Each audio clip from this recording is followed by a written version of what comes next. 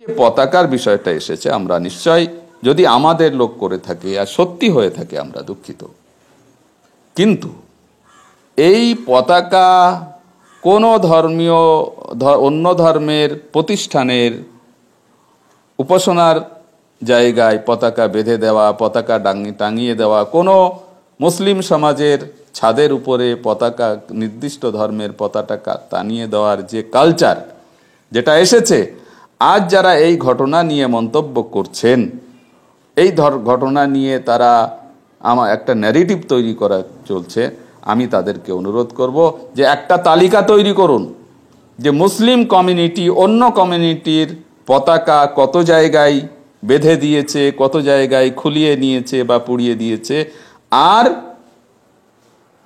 RSS বা তার ভাবধারায় পরিচালিত কত জায়গায় তাদের ধর্মীয় পতাকা অন্য ধর্মের প্রতিষ্ঠানের উপরে, মসজিদের উপরে, ব্যক্তিগত বাড়ির উপরে কত জায়গায় বেঁধে দিয়েছে। তাহলে ব্যাপারটা কিন্তু আমরা বুঝতে পারবো যে এই চর্চাটা কাদের।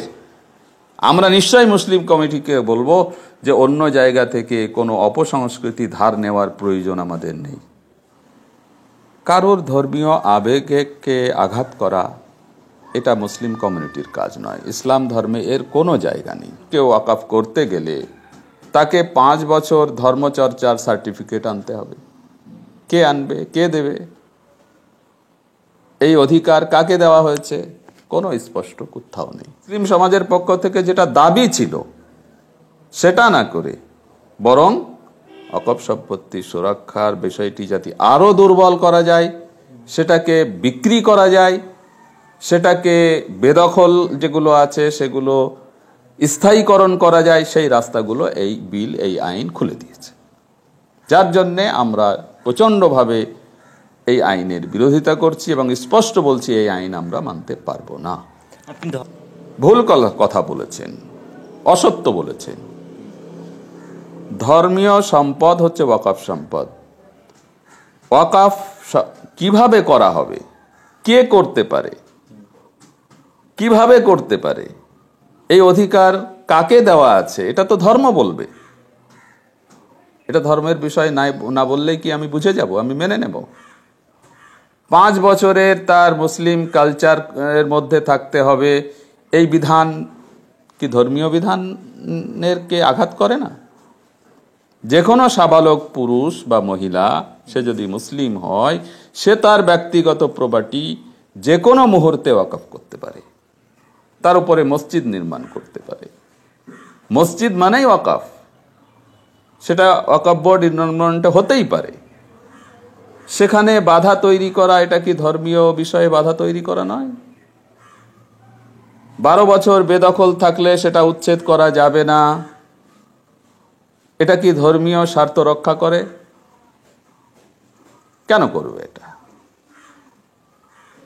আমাদের মন্ত্রী তিনি স্বাধীন, তার ভাবনায় যেটা আসছেন সেটাও তিনি বলতেই পারেন। বিজেপির নেতারা অনেক কিছুই কথা বলেন, অমুসলিমদেরকে আতঙ্কিত করেন মুসলিমদেরকে সামনে রেখে, যে এরা তোমার মঙ্গলসূত্র ছিনিয়ে নেবে। কিন্তু আমরা পাশাপাশি বাস করি, কারোর দ্বারা কেউ আতঙ্কিত নই।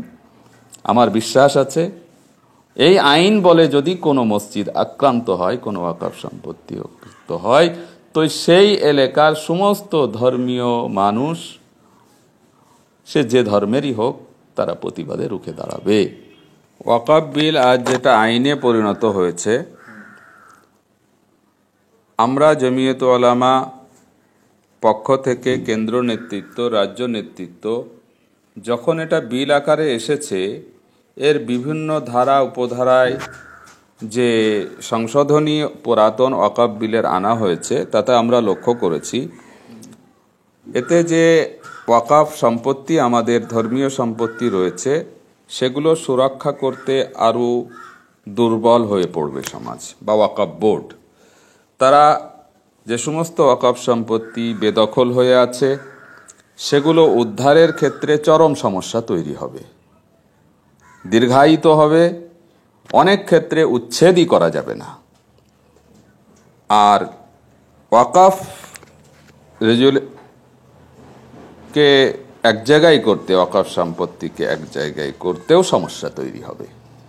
ওয়াকফ বোর্ড যেভাবে ইতিপূর্বে কাজ করছিল সেইভাবে কাজ করতে পারবে না। ওয়াকফ বোর্ড পাবলিক নির্বাচন করে না। রাজ্য সরকার, কেন্দ্র সরকার নির্দিষ্ট আইন বলে ওয়াকফ বোর্ড গঠন করে, তারা তাদের আইনি অধিকার বলে ওয়াকফকে রেজিস্ট্রেশন দেয়। সেটা দেখাশোনার দায়িত্ব, তার সুরক্ষার দায়িত্ব, তাকে পরিচালনার দায়িত্ব কমিটি তৈরি করে ওয়াকফ বোর্ড দায়িত্ব পালন করে। এটা ওয়াকফ বোর্ডের কাজ। তৃতীয় নম্বরে, ওয়াকফ সম্পত্তি যা আছে, আমরা চাই মানুষ এই ধর্মীয় সম্পত্তি যা ধর্মের নামে, আল্লাহর নামে, স্রষ্টার নামে উৎসর্গ করতে চায় তা নির্বিঘ্ন হোক, এবং সেটা ধর্মীয় শাস্ত্র মতে যে সরল সহজভাবে বিষয়টা আছে সেই সরল সহজই থাক। এখানে সরকারের আইন কোনো প্রতিবন্ধকতা তৈরি না করুক। কিন্তু এই বিল যা আইনে পরিণত হয়েছে এ সমস্তভাবেই বাধা সৃষ্টি হবে। নতুন কেউ ওয়াকফ করতে গেলে তাকে 5 বছর ধর্মচর্চার সার্টিফিকেট আনতে হবে। কে আনবে? কে দেবে? এই অধিকার কাকে দেওয়া হয়েছে? কোনো স্পষ্ট কোথাও নেই। তো সব মিলিয়ে মুসলিম সমাজ এই আইন নিয়ে আতঙ্কিত, এই আইনের প্রতি তারা ক্ষুব্ধ। সমস্ত মুসলমানদের পক্ষ থেকে এর প্রতিবাদ হচ্ছে, সমস্ত সংগঠন, মুসলিম পরিচালিত সংগঠন তার প্রতিবাদ করছে। যারা দেশের সংবিধান বিশেষজ্ঞ, আইন বিশেষজ্ঞ, তারা প্রতিবাদ করছে। এবং আমরা খুশি, বিরোধী দলের এমপিরা পার্লামেন্টে 2 কক্ষে যেভাবে বিরোধিতা করেছে, যেভাবে খুলে আলোচনা করেছে বিষয়টা, আমরা তার দ্বারা উপকৃত হয়েছি। আমরা তাদেরকে সাধুবাদ জানাচ্ছি। কিন্তু এই যে সংসদে যেদিন আলোচনা হলো, সেদিন আলোচনায় উঠে আসলো যে সংখ্যালঘু উন্নয়ন মন্ত্রী বললেনও সংসদে দাঁড়িয়ে যে যদি সংশোধনী এই আইন বা এই বিল পাস না হয় তাহলে এমনকি সংসদ ভবনও, যেখানে সংসদ ভবন দাঁড়িয়ে রয়েছে, সেই সংসদ ভবনের জায়গা ওয়াকফ সম্পত্তি হিসেবে কেড়ে নেওয়ার চেষ্টা হতে পারে। এমনকি দক্ষিণ ভারতের রাজ্যগুলিকে ইঙ্গিত করে বলা হয়েছিল যে কার্যত মন্দির, গির্জা এই সমস্ত ওয়াকফ সম্পত্তির দ্বারা মানে অধিগ্রহণ করা হতে পারে, এই আশঙ্কার কথাও শোনা গিয়েছিল। তাহলে এটা যদি হয়ে থাকে তাহলে তো ভয়ঙ্কর একটা বিষয়।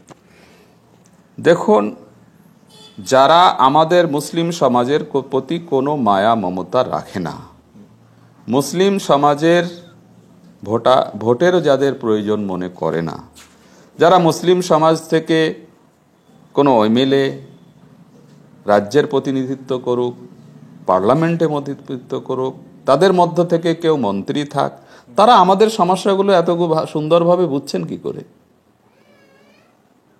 একটা মুসলিম মন্ত্রী, প্রথম সর্ববৃহৎ সংখ্যালঘু সমাজ মুসলিম সমাজ, বিজেপির মন্ত্রী, তাদের কাছ থেকে আমরা কি আশা করতে পারি? আমাদের কোনো প্রতিনিধি তাদের প্রয়োজন হয় না, কোনো আলোচনা করার প্রয়োজন হয় না। এ যাবৎ বিজেপি সরকার কত আইন করেছে যেখানে মুসলিম সমাজকে কোণঠাসা করা হয়েছে। সিএ নিয়ে ইসলামের প্রতি অবমাননা করা হয়েছে, মুসলিম সমাজকে অবজ্ঞা করা হয়েছে। সংবিধান সমস্ত ধর্মের মানুষ, সমস্ত সমাজের মানুষকে এক চোখে দেখার বিধান দিয়েছে, সেই জায়গায় বিভাজন করা হয়েছে। ওয়াকফ সম্পত্তির সুরক্ষার ক্ষেত্রে পূর্বের আইন যা ছিল তাতে পরিবর্তন করে সেখানে অমুসলিমকে যোগ করার একটা জায়গা তৈরি করা হয়েছে। কেন? মুসলিম সমাজ তার ধর্মীয় সম্পত্তি প্রতি দায়বদ্ধতা তাদের নেই, তারা পারে না তার উন্নয়নের কথা ভাবতে। আমরা বরাবর ওয়াকফ সম্পত্তি উদ্ধারের জন্যে পার্লামেন্টে আবেদন করে গেছি, যে আইন বর্তমান আছে তার থেকে কঠিন আইন আনতে হবে ওয়াকফ সম্পত্তির সুরক্ষার জন্যে এবং ওয়াকফ সম্পত্তি, বেদখল সম্পত্তি উদ্ধার করার জন্য। সেটা না করে, মুসলিম সমাজের পক্ষ থেকে যেটা দাবি ছিল সেটা না করে, বরং ওয়াকফ সম্পত্তি সুরক্ষার বিষয়টি যাতে আরও দুর্বল করা যায়, সেটাকে বিক্রি করা যায়, সেটাকে বেদখল যেগুলো আছে সেগুলো স্থায়ীকরণ করা যায়, সেই রাস্তাগুলো এই বিল, এই আইন খুলে দিয়েছে। যার জন্যে আমরা প্রচণ্ডভাবে এই আইনের বিরোধিতা করছি এবং স্পষ্ট বলছি এই আইন আমরা মানতে পারবো না। আপনারা এই আইন মানছেন না এবং ফেরত নেওয়ার জন্য বলছেন, আপনারা দাবি জানাচ্ছেন, সভা সমাবেশ করছেন, কিন্তু জঙ্গিপুরে মুর্শিদাবাদে যে ঘটনা দেখলাম সেখানে প্রশাসনের গাড়ি জ্বালিয়ে দেওয়া হচ্ছে, সেই বিষয়টাকে কি আপনারা সমর্থন করেন? আপনাদের কি প্রতিবাদের ভাষা আগুন জ্বালিয়ে দেওয়া, ভাঙচুর করা, পাথর ছোড়া, এটা কি আপনাদের প্রতিবাদের ভাষা? দেখুন, আমরা গতকাল রামলীলা ময়দানে, যেখানে খুব বেশি হলেও 10,000 মানুষের একটা জমায়েত হতে পারে, আমরা 10,000 মানুষকে টার্গেট করে একটা প্রতিবাদ সভা ডেকেছিলাম। সেখানে কালকে আমার কাছে রিপোর্ট 3,000-এর বেশি গাড়ি কলকাতায় ঢুকেছে, প্রাইভেট গাড়ি, বাস, ট্রাক, প্রাইভেট, এই সমস্ত নিয়ে। বহু মানুষ ট্রেনে এসেছে, লক্ষাধিক মানুষ কলকাতায় নেমেছে। আমরা অত্যন্ত আমাদের কর্মীদের কাছে কৃতজ্ঞ, মুসলিমের সমাজের কাছে কৃতজ্ঞ যে একটা বেআইনি কাজ বা কোনো পথচারীর কোনো অসুবিধা তারা হতে দেয়নি। আমরা মঞ্চ থেকে বারবার ঘোষণা করেছি, রাজপথ আমাদের আন্দোলন, আমাদের প্রতিবাদের জায়গা নয়, আমরা নির্দিষ্ট জায়গা করেছি, সেখানেই প্রতিবাদ হবে, প্রতিবাদের মঞ্চ বাঁধা হয়েছে, সেখানেই প্রতিবাদ হবে। তারপরেও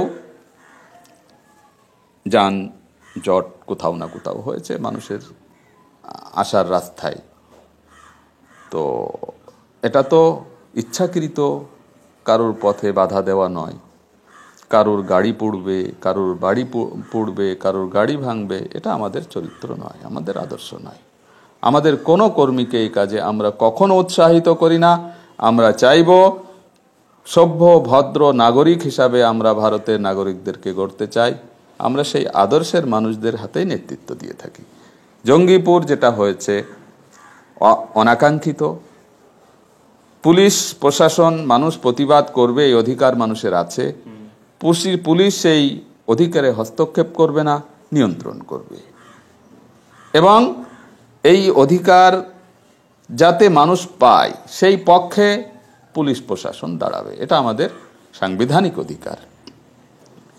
কোন মিসম্যানেজমেন্টের কারণে এই ঘটনা ঘটেছে, এটা একটা দুর্ঘটনা, এটার জন্য আমরা দুঃখিত, ব্যথিত। এটা না হওয়াই দরকার।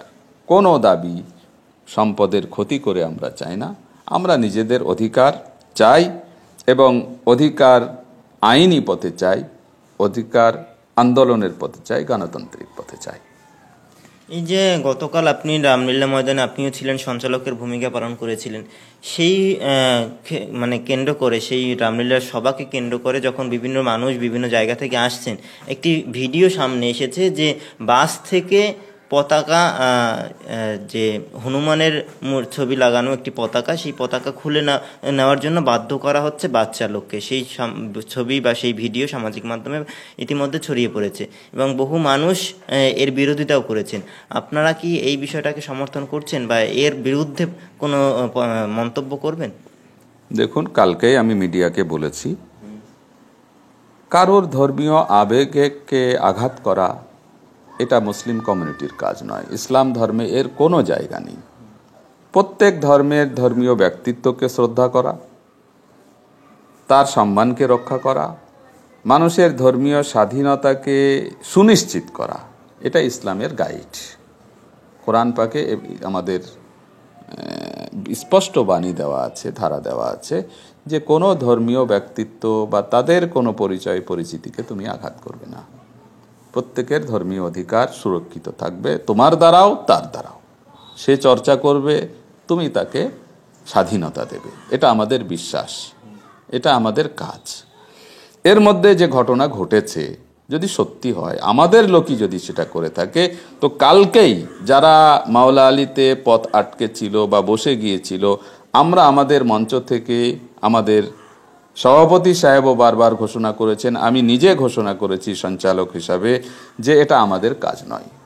রামলীলা মাওলা আলীতে আমরা কোনো প্রোগ্রাম রাখিনি, সেটা আসার রাস্তা, যাওয়ার রাস্তা। আপনারা আসুন, ময়দানে আসুন, ওখানে যারা বেআইনি কিছু করছেন বা অসামাজিক কিছু করছেন তারা আমাদের লোক হয়ে আপনারা চলে আসুন। আর যদি আমাদের না হন তাহলে আমরা পুলিশ প্রশাসনকে বলছি যে এই কাজ যদি আমাদের এই আওয়াজ যাওয়ার পরেও বন্ধ না হয়, মনে করবেন ওরা আমাদের লোক নয়, আপনারা আইনি ব্যবস্থা নিতে পারেন। তো এই যে পতাকার বিষয়টা এসেছে, আমরা নিশ্চয় যদি আমাদের লোক করে থাকে আর সত্যি হয়ে থাকে আমরা দুঃখিত, কিন্তু এই পতাকা কোনো ধর্মীয় অন্য ধর্মের প্রতিষ্ঠানের উপাসনার জায়গায় পতাকা বেঁধে দেওয়া, পতাকা টাঙিয়ে দেওয়া, কোনো মুসলিম সমাজের ছাদের উপরে পতাকা, নির্দিষ্ট ধর্মের পতাকা টানিয়ে দেওয়ার যে কালচার যেটা এসেছে, আজ যারা এই ঘটনা নিয়ে মন্তব্য করছেন, এই ঘটনা নিয়ে তারা একটা ন্যারেটিভ তৈরি করা চলছে, আমি তাদেরকে অনুরোধ করব যে একটা তালিকা তৈরি করুন যে মুসলিম কমিউনিটি অন্য কমিউনিটির পতাকা কত জায়গায় বেঁধে দিয়েছে, কত জায়গায় খুলিয়ে নিয়েছে বা পুড়িয়ে দিয়েছে, আর আরএসএস বা তার ভাবধারায় পরিচালিত কত জায়গায় তাদের ধর্মীয় পতাকা অন্য ধর্মের প্রতিষ্ঠানের উপরে, মসজিদের উপরে, ব্যক্তিগত বাড়ির উপরে কত জায়গায় বেঁধে দিয়েছে। তাহলে ব্যাপারটা কিন্তু আমরা বুঝতে পারবো যে এই চর্চাটা কাদের। আমরা নিশ্চয়ই মুসলিম কমিটিকে বলবো যে অন্য জায়গা থেকে কোনো অপসংস্কৃতি ধার নেওয়ার প্রয়োজন আমাদের নেই। আমাদের সংস্কৃতি অত্যন্ত অটুট এবং মজবুত এবং স্পষ্ট। আমরা আমাদের সংস্কৃতিতে নিয়ে চলবো, অন্য কোনো কারোর কাছ থেকে আমরা ধার নেওয়ার প্রয়োজন মনে করি না। সেক্ষেত্রে আরও একটি মন্তব্য সামনে এসছে এবং সেই নিয়ে চর্চা হচ্ছে যে যারা রামলীলা ময়দানে সভা করেছেন, আপনাদের ক্ষমতা রয়েছে কলকাতাকে অবরুদ্ধ করে দেওয়ার, জেলায় জেলায় এখন আন্দোলন চলবে, পরবর্তীতে যদি প্রয়োজন মনে হয় তাহলে কলকাতাকে অচল করে দেওয়ার ক্ষমতা আপনাদের আছে। আপনারা কি সেই আন্দোলন চালিয়ে নেওয়ার জন্য আপনারা কি তেমন কোনো পরিকল্পনা করছেন যে কলকাতাকে অবরুদ্ধ করে দেবেন, কলকাতাকে অচল করে দেবেন?